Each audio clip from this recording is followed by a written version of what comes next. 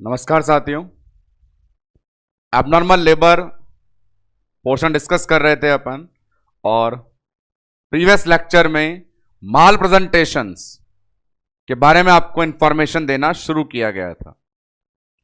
माल presentations के अंदर अपन ने बात करी भी थी, तो वहां पे फर्स्ट एमसीक्यू जो बताया था कि मोस्ट कॉमन माल प्रेजेंटेशन कौन सा होता है, वो हमारे पास ब्रीच था, जिसे लेकर कल सारी इंफॉर्मेशन दी गई। ब्रीच क्या होता है, टाइप्स अपने पास कितने थे, डायग्नोसिस अपन ने उसका कैसे किया, मैनेजमेंट में एंटीनेटल मैनेजमेंट, इंट्रानेटल मैनेजमेंट, ये सब पोर्शन अपन ने कल डिस्कस किया। आज ब्रीच के अलावा और जो माल प्रेजेंटेशन हमारे पास रिमेनिंग होते हैं उनको लेकर के लेक्चर को डिस्कस करेंगे।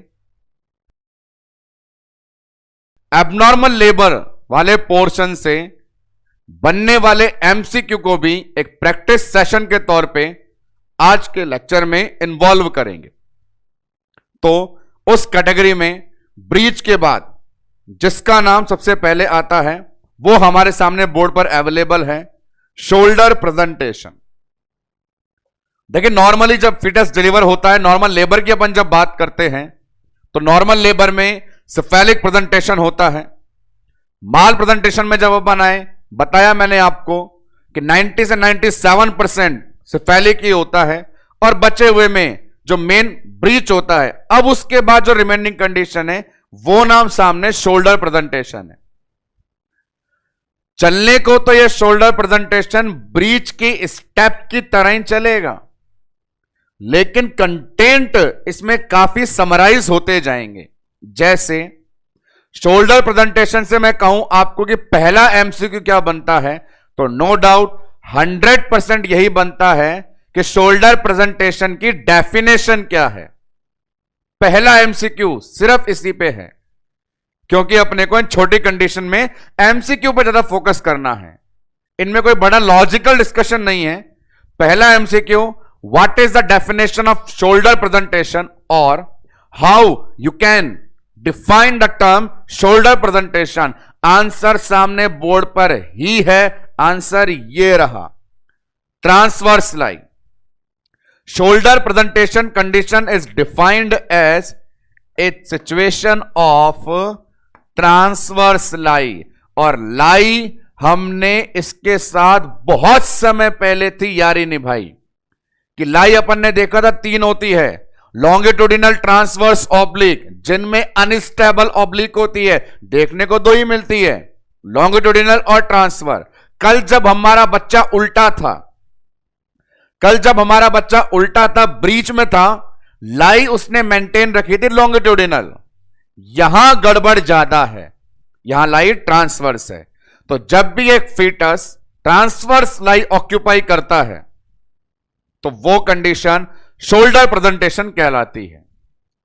अब बात करते हैं डायरेक्टली शोल्डर प्रेजेंटेशन के टाइप्स की। कल आपने ब्रीच के टाइप देखे थे 4, आज शोल्डर के देखेंगे। तो शोल्डर प्रेजेंटेशन एक बहुत ही बढ़िया डिस्कशन है, क्योंकि बहुत कम कंटेंट के साथ समरी होती है कि यहां पे टाइप मिलते हैं सिर्फ 2, और ये वही 2 टाइप हैं जो मैंने आपको फीटल पोजीशंस के अंदर भी बताए थे। फीटल पोजीशंस वाले चैप्टर में अपन ने पढ़ा था कि ब्रीच में 6 और शोल्डर में सिर्फ 2 पोजीशन होती है, और वही 2 टाइप भी हैं। तो शोल्डर प्रेजेंटेशन की पोजीशन पूछे या टाइप पूछे, नाम सिर्फ 2 ही निकल करके आते हैं। तो लेकर आते हैं अपने डिस्कशन को डायरेक्टली शोल्डर के टाइप्स पे। तो हमारे टाइप्स ऑफ शोल्डर, एकदम हिंदी में बात करूं तो वो 2 टाइप हैं कि बच्चे की जो बैक है, पूरी बैक, पीठ, बैक को अपन बोलते हैं पीठ, जो पीछे तरफ अवेलेबल है, और इस बैक को कहा जाता है dorsal.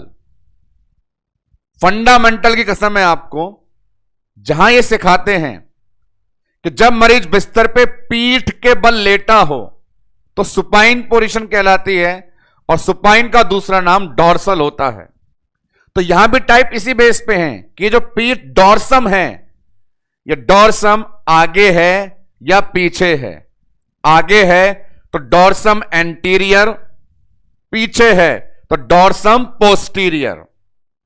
Dorso anterior, dorso posterior. मैं पढ़ा रहा हूं आपको ट्रांसवर्स लाइन। शोल्डर प्रेजेंटेशन के टाइप सिर्फ दो हैं कि पीठ आगे की तरफ है या पीछे की तरफ, और आगे पीछे वाला मामला बहुत इजीली समझ में आता है जब हमें पेल्विक ब्रिम के बारे में पता होता है। यदि पीठ आगे प्यूबिस की तरफ है तो वो एंटीरियर, यदि पीछे सैक्रम की तरफ है तो वो पोस्टीरियर। नाम लिखता हूं सामने, डिस्कशन करेंगे डिटेल में। तो हमारे पास सबसे पहले दो नाम निकल के आएंगे। फर्स्ट वन जो नेम निकल के आ रहा है उसका नाम देंगे डॉर्सो एंटीरियर, पीठ आगे। सेकंड वन जो टाइप्स है या पोजीशन है या नाम है वो है डॉर्सो पोस्टीरियर, पीठ पीछे। तो डॉर्सो एंटीरियर, डॉर्सो पोस्टीरियर करके दो नाम आ गए। अब इन दोनों नामों में एक चीज ऐड करेंगे अपन, वो होगी मोस्ट सूटेबल और मोस्ट कॉम्प्लिकेटेड। पहली बात तो यह है कि भगवान ने ट्रांसवर्स लाइन में बच्चा दिया है तो वो चिंता का विषय है। हमें अब देखना है कि ज्यादा चिंता का विषय कौन सा है, उस बेस पे सेफ और कॉम्प्लिकेटेड नाम देंगे। और वो सेफ और कॉम्प्लिकेटेड नाम किस बेस पे दिए जाते हैं वो इन पोजीशंस के डायग्रामेटिक प्रेजेंटेशन के बेस पे ही आप समझ पाएंगे। देखें कैसे डायग्राम अवेलेबल है, उन्हें हैंड रिटन बनाने का ट्राई भी किया जाएगा। सीधे डायग्राम पे आते हैं। पहले सामने वाली कंडीशन जज करना है हमें कि पीठ आगे की तरफ है या पीछे की तरफ। तो सिचुएशन में जब अपन आते हैं सामने वाले दो डायग्राम अपने पास दिख जाते हैं। इन दोनों को देख करके आइडिया लगाते हैं तो क्या चीज निकल के आ रही है। यहां पर जो बच्चे की बैक है इस डायग्राम के अंदर, ये जो बैक है ये यहां पर प्यूबिस को टच कर रही है। ये कंडीशन है डॉर्सो एंटीरियर। और जब डॉर्सो एंटीरियर होती है तो बच्चे की जो सारी एक्सट्रीमिटीज हैं वो एब्डोमेन पे कवर रहती है। Extremities are protected.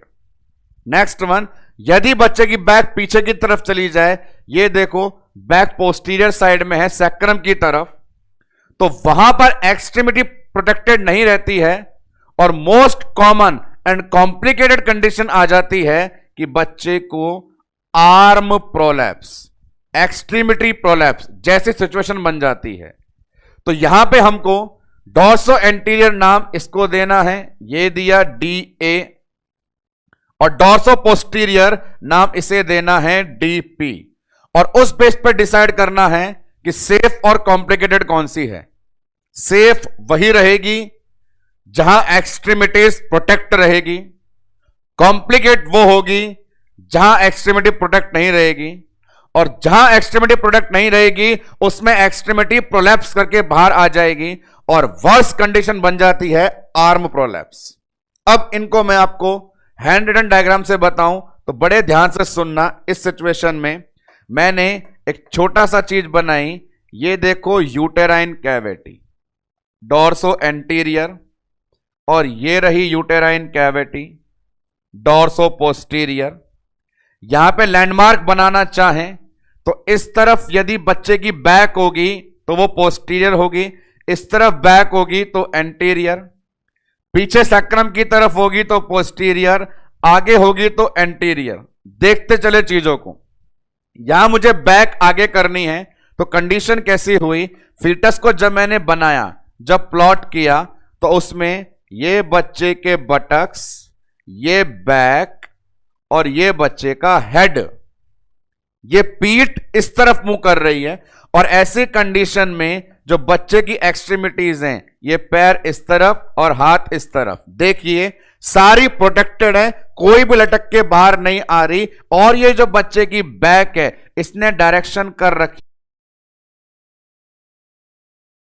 Just opposite diagram में अपन मूव करें तो उस डायग्राम के अंदर अब लेके आते हैं बच्चे की कंडीशन, जहां पे इसका हेड और ये देखो बैक पीछे चली गई और ये रहे buttocks.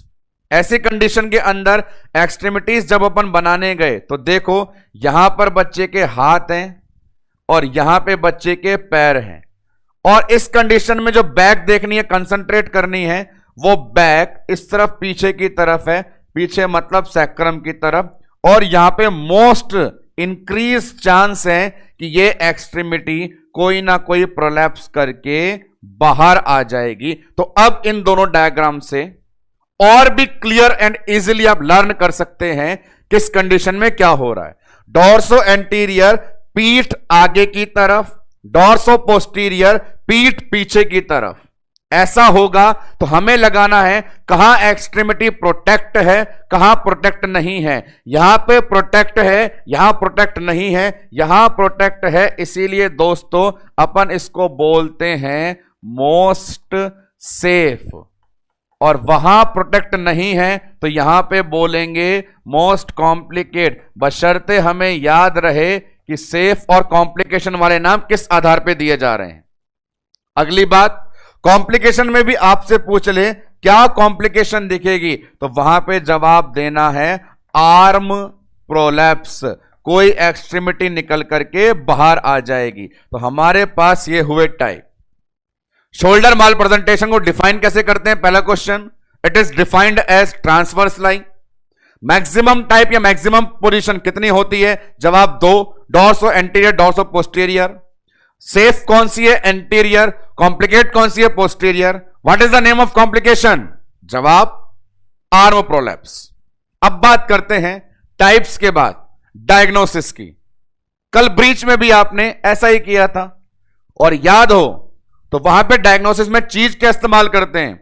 Most confirmatory USG, simple examination PV, बच्चे की धड़कन एफएचएस और लियोपोल्ड मैनुअल ग्रिप्स। ये चार कल भी यूज लिए थे। इन चार को एज इट इज अपन यहां भी यूज ले लेते हैं। तो सामने डायग्नोसिस में ये चार चीजें मेंशन कर रहा हूं बैक टू बैक, उन्हें देखिएगा।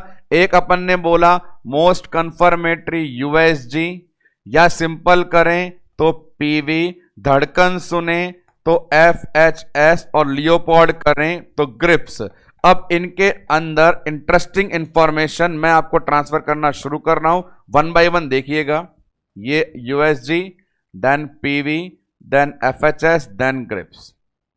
यहां पे ये क्या बोल के जाता है? ट्रांसवर्स लाइन शोल्डर प्रेजेंटेशन कि ब्रीच की तरह कैटेगराइज करके आप मुझे एक्सप्लेन कर सकते हो, लेकिन सबसे सिंपल बात देखो, एक ऐसी टेक्निक का इस्तेमाल करो जो इन सबसे भी सिंपल हो। और वो टेक्निक है फिजिकल एग्जामिनेशन का इंस्पेक्शन। देखना, हर प्रेग्नेंट फीमेल में मैक्सिमम सिफेलिक या फिर ब्रीच होता है, मतलब लाई लॉन्गिट्यूडिनल होती है। तो लॉन्गिट्यूडिनल लाई होती है तो बच्चे की ग्रोथ होती है ऐसे, ऊपर से नीचे। ट्रांसवर्स इकलौता बंदा है जब बच्चे की ग्रोथ हो रही है ऐसे, ट्रांसवर्स लाई। तो देखने पे पता चल जाएगा कि हर महिला जिसमें शेप ऐसे होती है के बजाय एसिमेट्रिकल दिखे, मतलब बच्चा ट्रांसवर्स लाइन में है। तो इजीली मोस्ट कॉमन डायग्नोसिस इन सबको पछाड़ते हुए जो बनता है वो एसिमेट्रिकल एनलार्जमेंट। हर प्रेग्नेंट फीमेल की तुलना में इस वाली कंडीशन के अंदर जो एब्डोमिनल ग्रोथ बताई जा रही है वो एसिमेट्रिकल एनलार्जमेंट है, ट्रांसवर्स डायरेक्शन में है। बाकी सभी के अंदर डायरेक्शन ऊपर से नीचे होती है। अब आए इस पे, यूएसजी सब कंफर्म करेगी। बात करें पीवी की, तो पीवी एग्जामिनेशन, पीवी में क्या है नजर आता? जो निचले भाग में है पाया जाता। हमने देखा कि अपने पास दो ही कंडीशन थी, एक नाम डी ए और एक नाम डी पी, और इन दोनों को इस सीन में वापस देख लो। जब डी ए होगा तो लोअर सेगमेंट खाली होगा, तो आपको पीवी में कुछ नहीं मिलेगा। लेकिन जब कंडीशन डीपी होगी तो लोअर सेगमेंट में क्या मिल सकती है? उसकी एक्सट्रीमिटी आर्म मिल सकती है। तो लोअर सेगमेंट में जो मिलता है वो पीवी में दिखाई दे जाता है। जहां डीए में खालीपन है वहां डीपी के अंदर बच्चे की एक्सट्रीमिटी है। तो जैसा मिल रहा है वैसा आप यहां पे लिख दीजिए, डीए इक्वल टू नथिंग, कुछ नहीं मिलेगा। और यहां पे आपको क्या मिल सकती है? एक्सट्रीमिटी मिल सकती है। यह डायग्नोसिस। बात चली हार्ट साउंड की। हार्ट साउंड अपन पूरे पढ़ चुके हैं। ब्रीच में ऊपर, सिफेलिक में नीचे और शोल्डर में एट अम्बलाइकस, यह डिस्कशन किया हुआ है। तो हमारे पास जो हार्ट साउंड सुने एट अम्बलाइकस। लास्ट वन बात करें ग्रिप की। लियोपार्ड मैन्यूवर 4 होते थे और उसमें ट्रांसवर्स लाई वाला जो होता था वहां पे सिर्फ एक ग्रिप मिलती थी।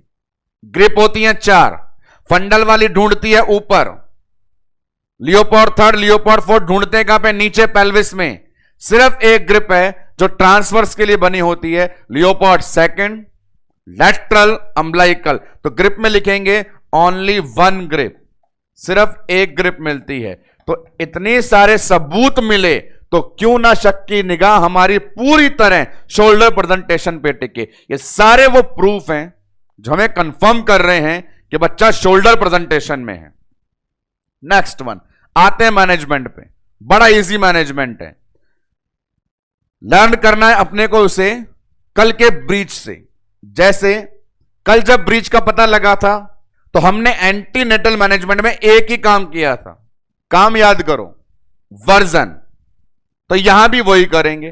तो मैनेजमेंट में आपने सिर्फ एक चीज लिख दी कि क्या करेंगे? वर्जन। अब वर्जन क्या होता है, कब करते हैं, ये सारे एमसीक्यू लाइन से आपको बता दिए गए हैं। वर्जन नेचुरली कब होता है? 28 से लेकर चौथे 36 वीक तक। हम कब करते हैं? चौथे 36 वीक के बाद।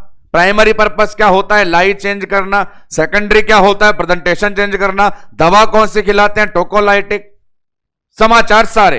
अब वर्जन करते हैं तो वर्जन के रिजल्ट आएंगे। कैसे? देखें, हमने बच्चे को घुमाया और घूम गया, वर्जन किया आपने यहां पे, तो 2 रिजल्ट उसके हो सकते हैं। 2 रिजल्ट क्या क्या हो सकते हैं कि या तो लाई ट्रांसवर्स ही रही और या लाई लॉन्गिट्यूडिनल हो गई। पहले बच्चा ट्रांसवर्स में था, और फिर ट्रांसवर्स में ही रहा, मतलब आपका काम फेल हो गया। और यदि आपने बच्चे को घुमा दिया और लॉन्गिट्यूडिनल लाइन में आ गया तो आपका वर्क पास हो गया। एक बात, वर्जन करने के बाद भी ट्रांसवर्स लाई रहे, नहीं सुधरे, तो ऐसी कंडीशन में नॉर्मल डिलीवरी पॉसिबल नहीं है। आपको सिंपल आंसर दे देना है, ऐसी कंडीशन है तो सिर्फ एक ही इलाज है जिसका नाम सिजेरियन है। और बात करें यदि बच्चा लॉन्गिट्यूडिनल में आ गया तो हो सकता है लॉन्गिट्यूडिनल के अंदर या तो सीधा हो गया हो सिफेलिक, या उल्टा हो गया हो ब्रीच, कुछ भी हो गया हो, परंतु आड़ा नहीं पड़ा हो ट्रांसफर। तो ऐसी कंडीशन हो जाए तो ये दोनों बच्चे हमें पैदा करने आते हैं। सिफेलिक को पैदा किया हमने नॉर्मल लेबर में और ब्रीच को पैदा किया है कल के लेक्चर में। तो देखिए कितना समराइज वे में बड़ा इजी इसका मैनेजमेंट हो गया है, या ये पूरा शोल्डर प्रेजेंटेशन की इंफॉर्मेशन जो दी गई वो सारी हो गई। ऐसा नहीं है इतनी समरी में था, पर ये सारे डिटेल अपन पढ़ चुके हैं। सिफेलिक का मतलब नॉर्मल लेबर शुरू हो जाओ पूरा, ब्रीच का मतलब complete breech extraction, spontaneous breech, assisted breech, फिर उसके अंदर 3 method, Burns Marshall method, Lovset manoeuvre, Pinard method, सब पढ़ लिया। तो इसलिए यहां पे लिख सकते हैं पढ़ लिया। और यदि ट्रांसवर्स रहा तो वहां पे नॉर्मल डिलीवरी नहीं सिजेरियन होगा। तो ये आज के लेक्चर के स्टार्टिंग में एबनॉर्मल लेबर में माल प्रेजेंटेशन हेडिंग से आने वाली कंडीशन थी शोल्डर। क्या क्या देखा इसके बारे में, स्टेप बाय स्टेप सुनना शुरू करें। नंबर 1 डेफिनेशन क्या होती है? Transverse line. Next one type दो ही हैं, दो ही पोजीशन, एक सेफ है और एक कॉम्प्लिकेटेड है। याद रहे वो सेफ है क्योंकि एक्सट्रीमिटी प्रोटेक्टेड है, ये कॉम्प्लिकेटेड है क्योंकि एक्सट्रीमिटी प्रोलैप्स हो गई है। डायग्राम देखा, डायग्नोसिस किया। चार एकदम फंडामेंटल टूल है पर एकदम बेसिक काम कर सकते हैं, देखते ही काम हो जाए। एब्डोमेन एसिमेट्रिकल एनलार्जमेंट, बाकी ये प्रेजेंटेशन। मैनेजमेंट में एंटीनेटल में किया वर्जन, घूमा नहीं तो ट्रांसवर्स रह गया, घूम गया तो लॉन्गिट्यूडिनल। ट्रांसवर्स रहा मतलब नालायक को सिजेरियन करना पड़ेगा, और लॉन्गिट्यूडिनल हो गया तो ये। शोल्डर प्रेजेंटेशन के बाद लास्ट वन कैटेगरी में मूव करें तो बड़ी सिंपल सिचुएशन हमारे सामने आएगी। इसको लेकर के नाम दिया है कंपाउंड प्रेजेंटेशन। सिफेलिक्स सुना, ब्रीच सुना, शोल्डर सुना, और नाम क्या आ गया? कंपाउंड। कंपाउंड अपने आप में एक टर्म है जो कहती है एक से ज्यादा। कंपाउंड शब्द का मतलब ही है कि वो बना है एक से ज्यादा। तो डेफिनेशन में भी यही मैं इन्वॉल्व करना चाहूंगा। What is the meaning of compound? तो नाम देंगे मोर देन वन। जब डिलीवरी के लिए या लोअर सेगमेंट में, अपन ने पढ़ा है जो लोअर सेगमेंट में आता है प्रेजेंटेशन बन जाता है, तो लोअर सेगमेंट में एक से ज्यादा फीटल पार्ट आ जाएं तो वो कंपाउंड कहलाता है। ऐसा लिखा भी हुआ है इसकी लैंग्वेज में। क्या बता रहा है? अकर व्हेन एन एक्सट्रीमिटी, कोई भी एक्सट्रीमिटी अपर या लोअर हो, और उनमें भी कॉमनली क्या लिखा हुआ है, सॉरी यूजुअली आती है अपर एक्सट्रीमिटी और रेयरली आती है लोअर एक्सट्रीमिटी। साथ आ जाए किसके? प्रेजेंटिंग पार्ट के। नॉर्मली प्रेजेंटिंग पार्ट या तो हेड होना चाहिए या एबनॉर्मल में बटक्स होना चाहिए। सिर आ गया और साथ में हाथ निकल गए, पैर बटक्स आ गए साथ में हाथ निकल गए, मतलब एक से ज्यादा निकल गए तो कंपाउंड कहलाता है। यह कंडीशन अपने पास अवेलेबल है। बड़ी सिंपल डेफिनेशन, बोलते खत्म हो जाती है। जब लोअर सेगमेंट में एक से ज्यादा पार्ट आ जाते हैं, क्या कॉमनली आता है? आर्म। इंटरेस्टिंग चीज, यह कंपाउंड प्रेजेंटेशन जो है, जब हेड के साथ कोई एक्सट्रीमिटी आती है, साथ में अम्बलाइकल कोड को भी ले आती है, तो कंपाउंड प्रेजेंटेशन बहुत चिंताजनक हो जाता है जब कॉम्बिनेशन में हेड एक्सट्रीमिटी कोड जुड़ जाता है। शरीर का कोई हिस्सा आ जाए तो चिंताजनक बात नहीं, पर अम्बलाइकल कोड आ जाए तो बहुत चिंताजनक बात है। उसका कारण कि अम्बलाइकल कोड का मतलब है बच्चे की ब्लड सप्लाई, और वो ब्लड सप्लाई यदि लटक करके नीचे आई और किसी ना किसी दबाव के चलते कंप्रेस हो गई तो बहुत ज्यादा रिस्क हो जाता है फीटल लाइफ को। तो यहां पे बताएंगे कंपाउंड प्रेजेंटेशन का एक बहुत बुरा कॉम्बिनेशन, जिस कॉम्बिनेशन में आप में क्या क्या देखने को मिले? बच्चे का हेड के साथ में एक्सट्रीमिटी, इतना तो अलाउ था, लेकिन सबसे खतरनाक हालत हो गई जब अपने पास साथ में कौन जुड़ गया? कोड। और ऐसी कंडीशन कहलाती है मोस्ट वर्स, और इन तीनों में सबसे वीआईपी आदमी है कोड। अब देखेंगे क्या होता है जब अम्बलाइकल कोड लोअर सेगमेंट में आ जाता है। क्या होगा जब अम्बलाइकल कोड लोअर सेगमेंट में आ जाएगा? नाम दिया जाएगा सामने कोड प्रेजेंटेशन। सिर आया सिफेलिक प्रेजेंटेशन, बटक्स आया ब्रीच प्रेजेंटेशन, कुछ नहीं आया शोल्डर प्रेजेंटेशन, और सबके साथ में कोड आ गया कोड प्रेजेंटेशन। तो माल प्रेजेंटेशन की लास्ट कंडीशन और वर्स्ट कंडीशन सामने बोर्ड पे लिखी हुई है, कोड प्रेजेंटेशन। इसका एक बहुत इंटरेस्टिंग नाम, प्लासेंटा जब ऊपर से नीचे आ गया था, बोल रहा था कि पहले मैं जाऊंगा, नाम था प्लासेंटा प्रीविया। प्लासेंटा जब ऊपर से नीचे आ गया था यह बोल करके कि पहले मैं डिलीवर होऊंगा, नाम था प्लासेंटा प्रीविया। आज अम्बलाइकल कोड नीचे आ गया और अम्बलाइकल कोड में होती है वेसल्स, तो नाम आता है वासा प्रीविया। जी हां, कोड प्रेजेंटेशन का दूसरा नाम सामने दे रहा हूं, पहले उस पर अटेंशन देंगे, और वो नाम है वासा प्रीविया। वासा का मतलब ब्लड वेसल से है, प्रीविया का मतलब पहले आ गई। नॉर्मल लेबर जब होता तो पहले बच्चा आता, उसके बाद अम्बिलिकल कोड, उसके बाद प्लासेंटा, पर पहले आ रहा है तो वासा प्रीविया। अब देखें इसका प्रेजेंटेशन कि ये जो अम्बिलिकल कोड है कैसे कैसे बाहर आती है। जिस प्रकार प्लासेंटा भी पहले नीचे आया था, किनारे पे आया था, बीच में आया था, यहां भी 3 नाम आते हैं। 3 नाम का प्रेजेंटेशन सामने बोर्ड पर है, ऑकल्ट, प्रेजेंटेशन और प्रोलैप्स। देखें और डिटेल में उनको बड़ा इजीली ध्यान से पढ़ें। तीनों डायग्राम में अंतर करना है, समझना है क्या कहना चाहते हैं। एक एक कंडीशन फोकस करेंगे। सबसे पहली चीज इस पर ध्यान दें, जो लिखा हुआ है occult, OCCUT। Umbilical cord presentation के वेरिएशन बताए जा रहे हैं।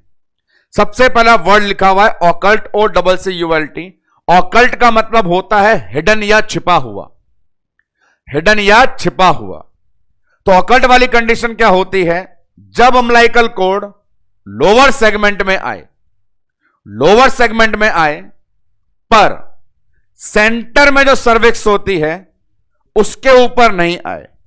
डायग्राम में मैं आपको दिखाता हूं क्या कंडीशन हो रही है। यहां ध्यान से देखिएगा, ये बच्चे का हेड है, तो ये पूरा लोअर सेगमेंट है। ये बच्चे का हेड है, ये पूरा लोअर सेगमेंट है, और लोअर सेगमेंट पे कब्जा बच्चे के सर ने ही किया हुआ है। अम्बिलिकल कोड इतनी ऊंचाई पे है, इतनी दूरी पे है, मतलब अम्बिलिकल कोड नीचे तो आई पर सिर के आगे नहीं गई। सिर से भी आगे जाती तो ओस के ऊपर दिखाई देती, ये पीछे रह गई, छिपी भी रह गई, तो नाम ऑकल्ट, दिखाई नहीं दे रही है। सेकंड वन कंडीशन, नाम दिया जा रहा है कोड प्रेजेंटेशन। ये कोड प्रेजेंटेशन कब कहा जाएगा, जब वो नीचे तो आए और बच्चे के सिर के भी आगे आए, ताकि जब भी पीवी करें तो सबसे पहले बच्चे के सर की बजाय अम्बिलिकल कोड फील होने लग जाए। देखते हैं सीन सामने की तरफ अवेलेबल है। यहां देखो, ये बच्चे का सिर, ये बच्चे का हेड, पर बच्चे के हेड से भी पहले कौन कवर कर गया, अम्बिलिकल कोड। इस प्रकार बच्चे के सर से भी पहले अम्बिलिकल कोड खड़ी हो जाए और पीवी के दौरान फील होने लग जाए, मतलब अब ये बीच में आ गई। यहां पे नीचे आई थी और साइड में थी, यहां पर नीचे भी है और दिख भी रही है, नाम प्रेजेंटिंग पार्ट या प्रेजेंटेशन। थर्ड और वर्स कंडीशन क्या, वाटर ब्रेक हो जाए, कल हुआ था रप्चर ऑफ मेम्ब्रेन, और यहां देखो कितनी वर्स कंडीशन हुई है, अम्बिलिकल कोड लटक करके बाहर ही आ जाए, वेजाइना से बाहर निकल जाए, वो कंडीशन अपने पास कहलाती है प्रोलैप्स। तो कुल मिलाकर सामने आपको बताया जा रहा है कोड प्रेजेंटेशन कितने प्रकार से एग्जिबिट हो सकता है। First condition occult, second condition presentation, third condition prolapse. First condition जो ऑकल्ट है उसमें बोलेंगे हिडन होती है पीछे की तरफ। सेकंड कंडीशन जो प्रेजेंटेशन है बोलेंगे पाई जाती है सर्विक्स के ऊपर। थर्ड कंडीशन जो है उसे बोलते हैं लटक करके बाहर आ गई। इन तीनों के नेचर के आधार पे आपको यह करना है, क्या लिखा हुआ है, डायग्नोसिस। और डायग्नोसिस तीनों का करना है। जो 3 नाम होते हैं अपने पास में, ऑकल्ट,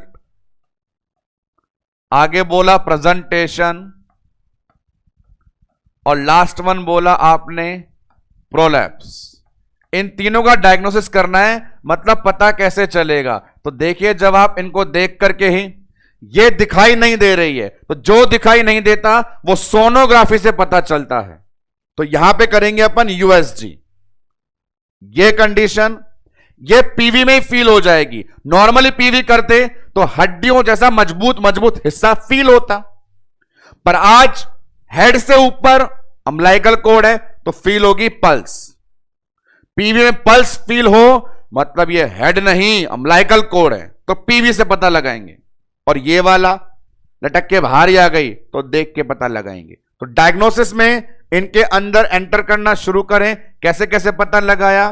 तो ऑकल्ट का पता लगाया आपने यूएसजी सोनोग्राफी से। प्रेजेंटेशन का बताया पीवी, और पीवी में क्या फील हुई आपको? पल्स। और सिंपल प्रोलैप्स का पता कैसे लगाया आपने? इंस्पेक्शन। तो हमारे पास कोड प्रेजेंटेशन, अम्बिलिकल कोड जब नीचे आती 3 तरीके से जलवे दिखाती और उन्हें डायग्नोस करने का यह तरीका। अब देखें, मैं फोकस करवा रहा हूं कि अम्बिलिकल कोड जब नीचे आती है तो चिंताजनक बात ज्यादा हो जाती है, क्योंकि उनके अंदर ब्लड सप्लाई पाई जाती है। तो हमारा ये जो हिस्सा है सामने बोर्ड पे इंटरवेंशन वाला, उसमें कुछ टारगेट बनाने पड़ेंगे। कुछ आपको टारगेट बनाने पड़ेंगे कि इंटरवेंशन कैसे किया जाता है। तो उसके 2 टारगेट हैं, बड़े ध्यान से सुनना। ये जो कंडीशन है इसे बोल सकते हैं अम्बिलिकल कॉर्ड सही जगह पे नहीं है। अम्बिलिकल कॉर्ड सही जगह पे नहीं है तो जो सही जगह पे नहीं होता उसे बोलते हैं डिस्प्लेसमेंट। चाहे ऑकल्ट हो, प्रेजेंटेशन हो, प्रोलैप्स हो, नॉर्मल जगह पे तो नहीं है, इसे बोलेंगे डिस्प्लेसमेंट। डिस्प्लेसमेंट हुआ ये तो ठीक है, सही जगह पे नहीं है ये तो ठीक है, लेकिन इस डिस्प्लेसमेंट से खतरा बन गया कंप्रेशन का। जब ऑकल्ट में है तो साइड में दबने का खतरा, जब प्रेजेंटेशन में है तो सिर के नीचे दबने का खतरा, और जब प्रोलैप्स हो गई तो जेनाइटल ऑर्गन में दबने का खतरा। तो क्या खतरा डेवलप हुआ? Compression, compression, compression. तो इंटरवेंशन का जो टारगेट रहेगा उसमें आप लोगों को पहले यह पता रहे कि समस्या क्या हुई, तो इंटरवेंशन करने में हमें प्रायोरिटी डिसाइड करने में आसानी रहेगी।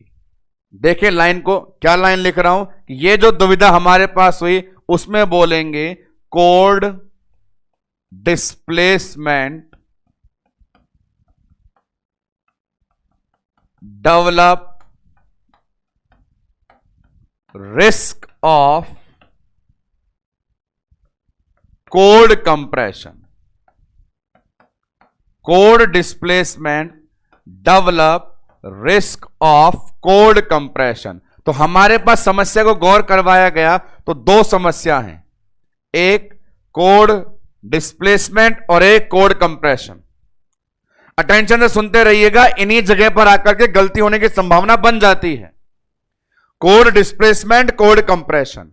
अब मुझे बताएं समस्या क्या थी और रिस्क क्या हो गया, और यह सामने लिखा हुआ है तो आपको मैनेज करना है। तो प्रायोरिटी किसे देंगे? प्रायोरिटी 2 काम करने हैं, डिस्प्लेसमेंट को सही करना है। डिस्प्लेसमेंट को सही करना कहलाता है रिप्लेसमेंट, और कंप्रेशन हो रहा है तो कंप्रेशन करना है अवॉइड। तो इन्हें प्रायोरिटी किसे देंगे? तो प्रायोरिटी देनी है आपको कंप्रेशन अवॉइड करना। सबसे पहले कंप्रेशन अवॉइड करें, क्योंकि जितनी देर कंप्रेस रहेगी उतनी देर ब्लड सप्लाई नहीं होगी और बच्चे की जान जा सकती है। तो कोड कंप्रेशन का इलाज करना आपका पहला कर्तव्य है, और फिर मौका देख करके उसे रिप्लेस करना दूसरा कर्तव्य है। तो प्रायोरिटी इंटरवेंशन पूछ लें, इसके बेस पर लिख सकते हैं नंबर 1 क्या होगा? Avoid compression. जितना हो सके कंप्रेशन अवॉइड करें। और दूसरा इंटरवेंशन क्या होगा? Replacement of code. आधी से ज्यादा बार अपने सवाल इसी को लेकर बन जाते हैं कि पहले कंप्रेशन दूर करोगे कि कोड रिप्लेस करोगे, कंप्रेशन दूर करोगे कि कोड रिप्लेस करोगे। तो पहले कंप्रेशन दूर करना, दूसरा कोड रिप्लेस करना। अब यहां पे ये दोनों काम अलग अलग तरीके से किए जाते हैं, लेकिन मोस्ट सूटेबल मेथड ये दोनों काम करने का होता है वो होता है पोजीशन के द्वारा। ऐसी पोजीशंस प्रोवाइड करवाई जाए जिससे ये दोनों काम कंफर्म हो जाएं, तो उस मैनेजमेंट को बोलते हैं, उस इंटरवेंशन को बोलते हैं अपन पोस्चुरल इंटरवेंशन। नाम दिया, पोजीशन चेंज करके दोनों काम को खत्म करना, तो नाम दिया पोस्चुरल इंटरवेंशन। आइए देखिए अपन क्या करेंगे। कई प्रकार की पोजीशन इसके लिए बताई गई। ट्रेंडलबर्ग बताया है, नीचेस्ट बताया है, सिम्स बताई है। जैसा बताना उसको सुन लेना।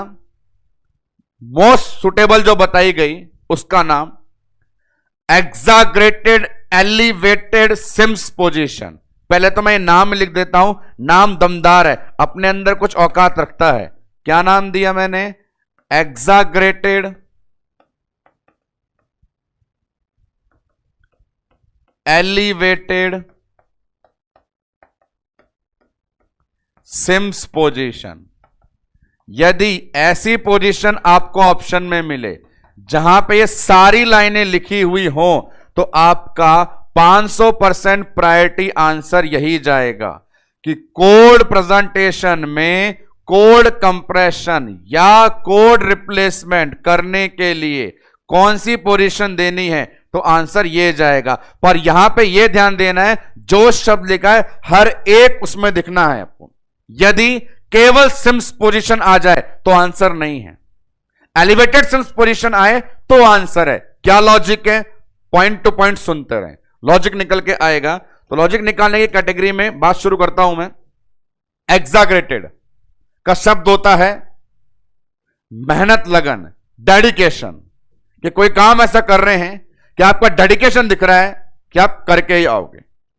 ये लिखा एलिवेटेड। सबसे पहले एलिवेटेड में ध्यान देना है, एलिवेशन करना है कहां? तो बटक्स के नीचे पिलो लगाना है। यदि हमें कोड प्रेजेंटेशन वाला सीन दिखे तो पहले मदर के बटक्स के नीचे पिलो लगाएं, जिससे एलिवेशन मिलेगा। तो एलिवेशन में आगे लिखेंगे पिलो अंडर बटक्स। एक बात, जैसे ही आप यह काम करते हैं, पिलो लगाते हैं बटक्स के नीचे, तो एलिवेशन मिलता है। एलिवेशन मिलने से बच्चा ऊपर की तरफ खिसकता है और खिसकते ही अम्बिलिकल कोड पे कंप्रेशन कम हो जाता है। सीन क्या चल रहा था? सीन ये चल रहा था हमारे पास कि हमारी यूटेराइन कैविटी के अंदर ये जो अपने पास फीटस है, ये अम्बिलिकल कोड के को कंप्रेस कर रहा था। हमने पिलो अंडर बटक्स लगाया और बच्चे को धकेल दिया कहां पर? ऊपर की तरफ। यदि ऊपर की तरफ धकेलेंगे तो यहां पे डेवलप हो जाएगा स्पेस। स्पेस डेवलप होते ही आपकी जो पहली जिम्मेदारी थी अवॉइड कंप्रेशन, वो हो गई। और जैसे ही स्पेस मिला तुरंत अपने को करना है रिप्लेसमेंट। तो एलिवेटेड के बाद क्या लिखा हुआ है? CIMS position. सिम्स पोजीशन कहां होती है? Left lateral. अब अपन जानते हैं अम्बिलिकल कोड नॉर्मली पाया जाता है राइट साइड में, तो बच्चे को धकेलेंगे अब अपन लेफ्ट साइड में। बच्चे को पहले तो ऊपर पटका एलिवेशन, अब पटकेंगे साइड में सिम्स। जैसे ही साइड में जाएगा राइट में जगह बनेगी, और जगह बनेगी तो कोड को ऊपर पहुंचाएंगे। तो सिम्स पोजीशन देने का मतलब है अब की बार क्या कर रही है आपकी सरकार? सिम्स पोजीशन मतलब आपने मदर को किस साइड रख दिया? साइड में, और लेटरल साइड में रखते ही क्या हो जाता है? रिप्लेसमेंट। तो मैं कहता हूं कि मेरे पहले वाले काम से आपका पहला गोल क्लियर हो गया और दूसरे वाले काम से दूसरा गोल क्लियर हो गया। तो ये था पोस्चरल इंटरवेंशन। बने रहना, इंटरेस्टिंग बात इसके अंदर आने वाली है। पहली बात ईमानदारी की आपके दिमाग में फिट हो जाना चाहिए कि कोड प्रेजेंटेशन में कितने काम करने हैं, और जो काम करने हैं प्रायोरिटी से क्या करने हैं। पहला कंप्रेशन अवॉइड करना है, दूसरा रिप्लेस करना है। अब मैं बोल रहा हूं कि आपके पास यदि ऑप्शन में ये दोनों नाम लिखे हुए आए, एलिवेटेड सिम्स पोजीशन आए, तो ही काम होगा। अब मान के चल लीजिए ऑप्शन में केवल सिम्स पोजीशन आया, मान के चल लीजिए ऑप्शन में केवल सिम्स पोजीशन आया, तो कहने का मतलब सिम्स में आप केवल रिप्लेसमेंट कर सकते हैं, कंप्रेशन दूर नहीं कर सकते। आपका कंप्रेशन दूर किस में हो जाता है? एलिवेटेड में। एलिवेशन होता है पिलो अंडर बटक से, और लेटरल साइड में रिप्लेसमेंट होता है। तो बेस्ट आंसर है एलिवेटेड सिम्स पोजीशन। यदि केवल सिम्स दिखे तो आंसर ना दें, और उस समय आंसर क्या देंगे? यदि एलिवेटेड सिम्स पोजीशन ना मिले तो वहां पे अल्टरनेटिव पोजीशन बताई जाती है आपको ट्रेंडलबर्ग, या अपन बात करें नी चेस्ट। ट्रेंडलबर्ग और नी चेस्ट, ये दो पोजीशन बताई जाती हैं। इनके अकॉर्डिंग आइडिया लगा लीजिए कि मान लीजिए पहला प्रायोरिटी इंटरवेंशन है कंप्रेशन दूर करना, कंप्रेशन। तो ट्रेंडलबर्ग में क्या होता है? सिर नीचे पैर ऊपर, सिर नीचे बच्चा भी नीचे, कंप्रेशन अपने आप हट गया। इसी प्रकार नीचे पोजीशन जो होती है जनरल पेक्टोरल पोजीशन जिसे बोलते भी हैं, उसमें भी मदर का हथेली चेस्ट और नी फर्श पे हैं, उस कंडीशन में बच्चा नीचे की तरफ जाता है और आपको स्पेस मिलता है। ये दोनों पोजीशन 100% प्रायोरिटी वाला काम करती है, जिसमें अवॉइड होता है कंप्रेशन। तो ये आपके पास अल्टरनेटिव आंसर है। अल्टरनेटिव ट्रेंडलबर्ग नी चेस्ट है। इन दोनों का इस्तेमाल तभी करना जब आपको एलिवेटेड सिम्स पोजीशन ना दिखे, केवल सिम्स दिखे तो आप लोग आ सकते हैं ट्रेंडलबर्ग और नी चेस्ट पे। तो ये इंटरवेंशन था। इसी इंटरवेंशन के साथ एबनॉर्मल लेबर वाली यूनिट का एंड होता है। आज के लेक्चर में पहले क्या किया वो देखें। तो आज के लेक्चर की शुरुआत करी गई ट्रांसवर्स लाई से, शोल्डर प्रेजेंटेशन से। वहां देखी आपने दो पोजीशन, एंटीरियर पोस्टीरियर। उसके बाद आप लोगों ने देखा डायग्रामेटिक प्रेजेंटेशन, डायग्नोसिस, इंटरवेंशन। तुरंत आए कंपाउंड में। कंपाउंड में खतरा दिखा, कोड हुआ, कोड प्रेजेंटेशन। इसी को बोला वासा प्रीविया। जितने इंस्टॉलमेंट में आती है, नीचे आए पर छिपी रहे, नीचे आए पर सर के आगे, नीचे आए पर बाहर आ जाए। क्या अकॉर्डिंग डायग्नोसिस? छिपेगी तो सोनोग्राफी से देखेंगे, सर के नीचे होगी तो पीवी में देखेंगे, बाहर आ जाएगी तो आंख से देखेंगे। इंटरवेंशन दो आपके पास में प्रायोरिटी है, पहला कंप्रेशन हटाओ, दूसरा रिप्लेस करो। दोनों काम एक साथ करने के लिए एलिवेटेड सिम्स पोजीशन और अल्टरनेटिव पोजीशन में ट्रेंडलबर्ग और नी चेस्ट। इन सब के साथ में अपन कह सकते हैं हमारी जो यूनिट चल रही थी एबनॉर्मल लेबर, उसका लगभग एंड हुआ है। उस एबनॉर्मल लेबर में आपने क्या पढ़ा? Prolong labour, precipitate labour, pre term labour, rupture of membrane, mall presentation.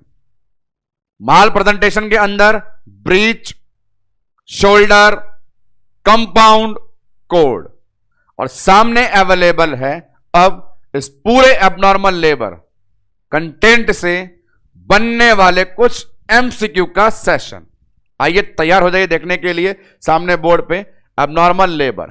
First MCQ क्या दे रहा है भैया बोर्ड पे जानकारी? पकड़ना शुरू करो।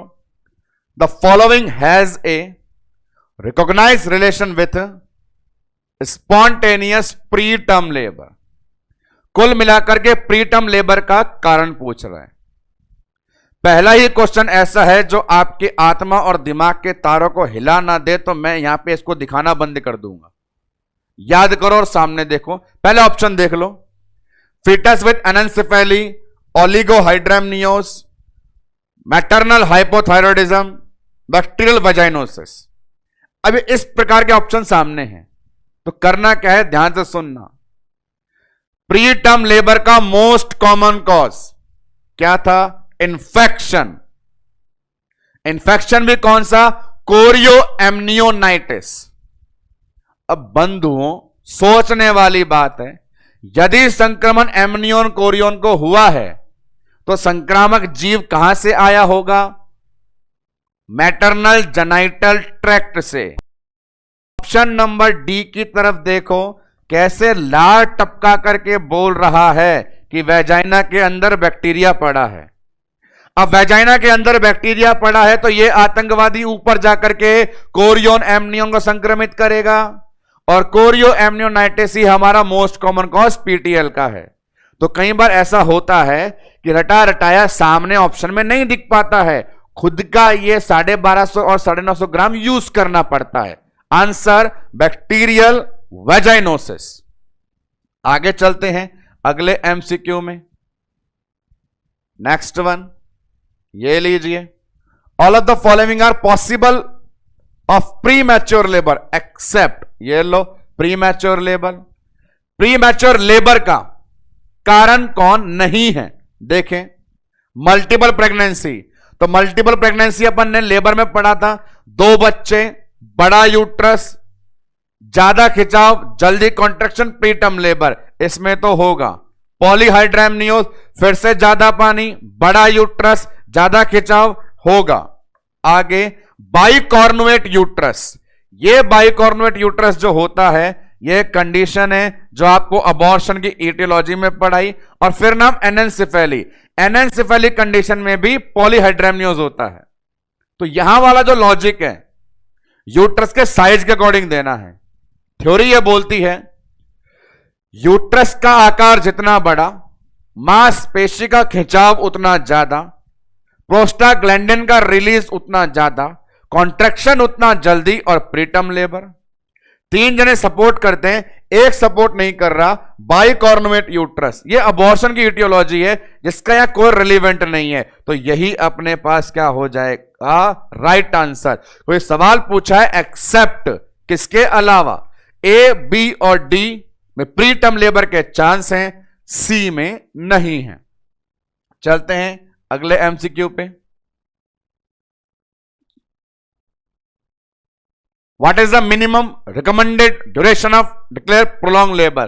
तो भैया प्रोलॉन्ग लेबर जब पढ़ाया था तो कम से कम 4 से 5 बार दोहराया था, 18 घंटे 18 घंटे 18 घंटे। आ गया सामने more than 18 hour. Without discussion we have to move on next question. चलिए अब इसके अंदर क्या बता रहा है ये बताओ। तो प्रेसिपिटेट लेबर में 2-5 का काम था, समय 2 घंटे से कम, रेट 5 सेंटीमीटर से ज्यादा। तो ऐसा ऑप्शन ढूंढिए जिसमें 2 से कम 5 से ज्यादा लिखा हो। तो ऐसा ऑप्शन सामने कहां पर है? अपने ऑप्शन नंबर सी, समय 2 घंटे से कम, रेट 5 सेंटीमीटर से ज्यादा। तो ये simple MCQ according to definitions. Next one, Which statement is best suitable for prolonged ROM? अब ROM में 6 लाइनें, ROM, AROM, PROM, TROM, EROM, फिर से PROM। तो प्रोलॉन्ग, कितना प्रोलॉन्ग? डिलीवरी के 24 घंटे पहले। बड़ा सिंपल है, अपने पास answer available. Rupture 24 hour before delivery declare किया है। तो जैसा कहा था कि एबनॉर्मल लेबर बहुत बड़े लॉजिकल सवाल नहीं, टू द पॉइंट चलने वाली चीजें लाता है, वैसा ही कार्यक्रम सामने चल रहा है, चलने दीजिए, अच्छी बात है, सवाल सॉल्व हो रहे हैं। तो नेक्स्ट वन, इधर चलो। In the management of case of PROM, ये लीजिए, मेम्ब्रेन रप्चर हो गई, पानी की थैली फट गई, which line of treatment work as definitive intervention? कल के लेक्चर को याद करो, 4 लाइन बोली थी, प्रायोरिटी, जनरल, डेफिनेटिव, कॉन्ट्राइंडिकेटेड। और वहां सिखाया था कि डेफिनेटिव यहां तो क्या पूरी OBG में कहीं भी आए, बिना डिलीवरी के नर्स खाली हाथ लौट के ना आए। डेफिनेटिव मैनेजमेंट में डिलीवरी होती है। तो यहां पे FHR करते यदि प्रायोरिटी पूछता, ये तो करना ही नहीं है, कॉन्ट्राइंडिकेटेड है, ये जनरल इंटरवेंशन है। डेफिनेटिव का मतलब है 100% क्या होना चाहिए? Delivery conduction. अच्छा क्वेश्चन, आगे बढ़ते हैं नेक्स्ट वन की तरफ। क्या लेके आया भाई? Identify unusual intervention. ठीक है, क्या गलत कर दिया? किसके लिए? प्रीटर्म लेबर के लिए। प्रीटर्म लेबर मैनेजमेंट इंटरवेंशन की गाइडलाइन बताई थी आपको, क्या सही नहीं है देखते हैं।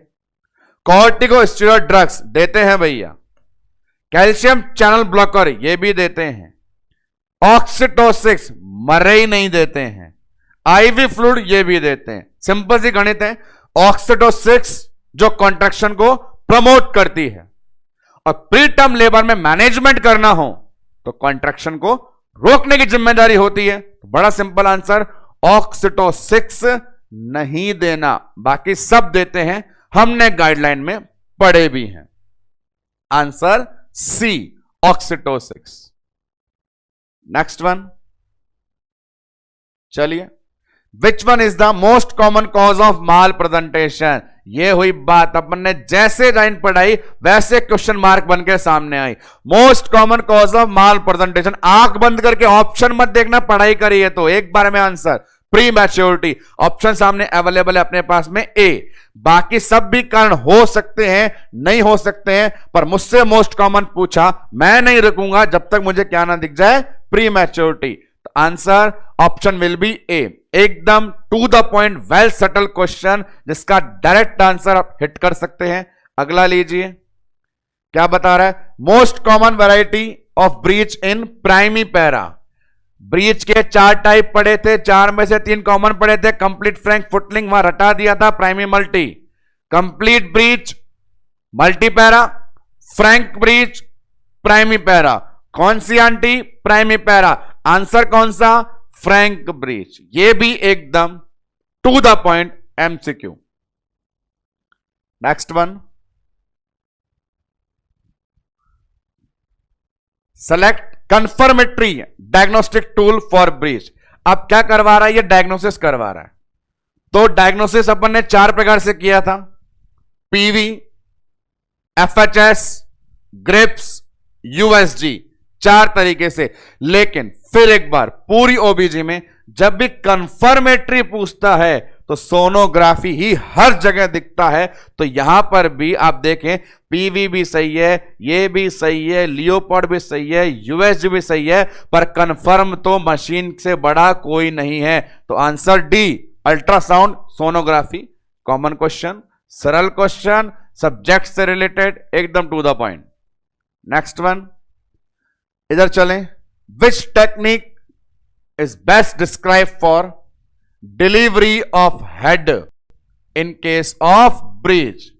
तो ब्रीच में 3 जुगाड़ निकाल लें, सिर, शोल्डर, बटक्स। ये Burns Marshall, Lovset, Pinard, head पूछा है, एक झटके में आंसर बर्न मार्शल। तो यहां पे ये रहा ऑप्शन नंबर बी। तो मैक्सिमम आप देखते जा रहे हैं 11 नंबर तक अपन पहुंच गए हैं, पर 11 में से लगभग 10 सीधे 1-1 लाइन के थे। और यही चीज प्रूव करने के लिए इन्हें मैं प्रेजेंट कर रहा हूं कि माइंड में ओपनिंग रहे कि एबनॉर्मल लेबर से क्वेश्चन सिर्फ टू द पॉइंट ही पूछे जाएंगे। आगे चलते हैं, कुछ लॉजिकल और बड़े बड़े दिखे तो आ जाइए। Identify most appropriate pair to declare compound. अभी पढ़ा है कंपाउंड एक से ज्यादा, और उसमें भी रिस्क किसका? कोड का। तो देखो, हाथ और पैर ऐसा नहीं भाई, बटक्स एंड सोल ये नहीं, वर्टेक्स एंड आर्म ये भी ठीक है, ब्रीच आर्म कोड ये ठीक है। तो आपको बेस्ट सेलेक्ट करना है। तो बेस्ट का मेरा क्या आंसर था? सिर हो या बटक्स हो, साथ में एक्सट्रीमिटी हो और कोड भी आ जाए। तो ये बेस्ट आंसर यहां जा रहा है डी।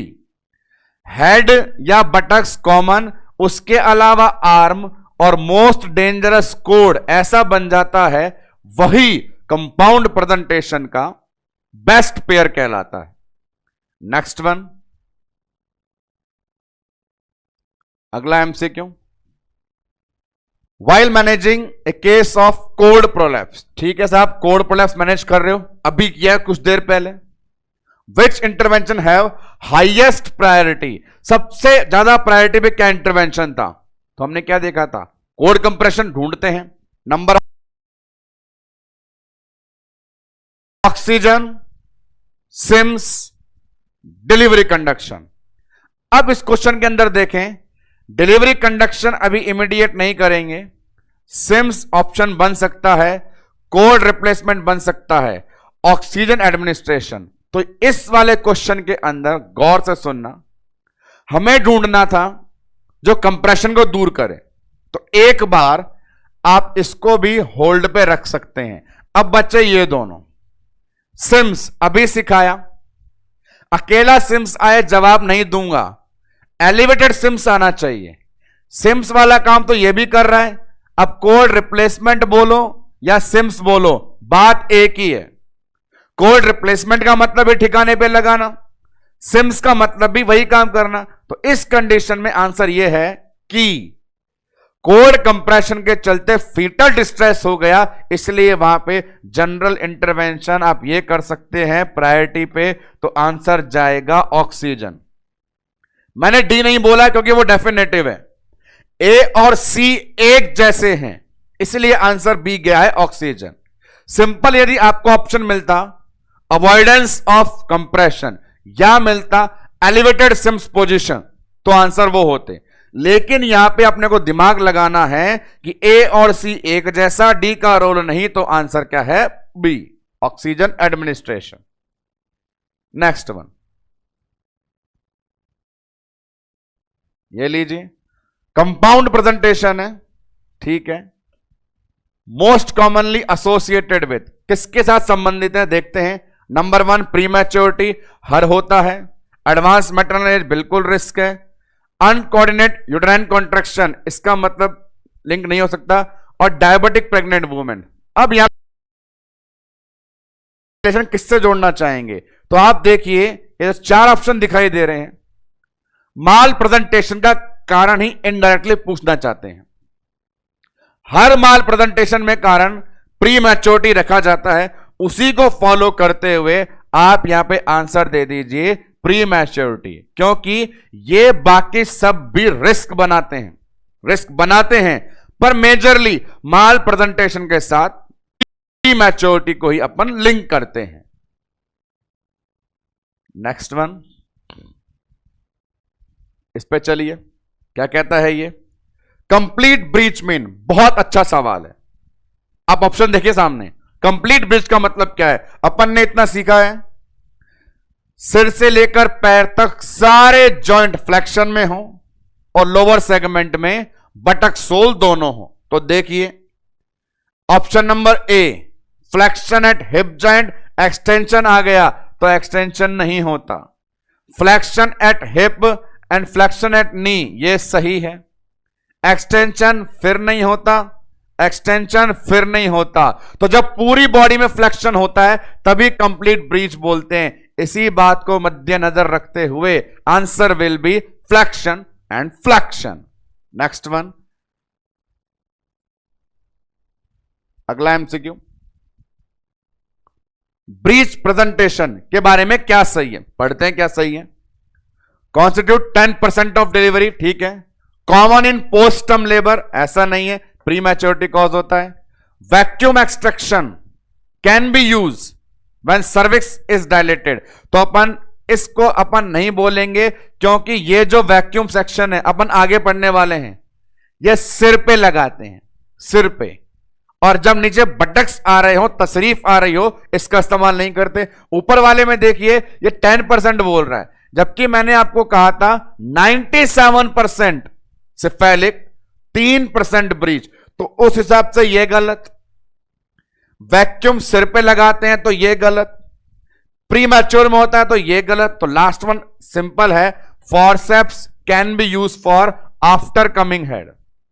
ब्रीच में जो सिर आ रहा था, बर्न मार्शल से अपन जो निकाल रहे थे, बच्चे को लटका दिया फिर पैर ऊपर खींच के सिर निकाल रहे थे, तो उस समय हेड को निकालते समय फॉरसेप का इस्तेमाल लिया जा सकता है। इस लिहाज से आंसर ऑप्शन नंबर डी हमारे पास करेक्ट होगा। नेक्स्ट वन चले, positive nitrogen test, rupture of membrane से रिलेटेड।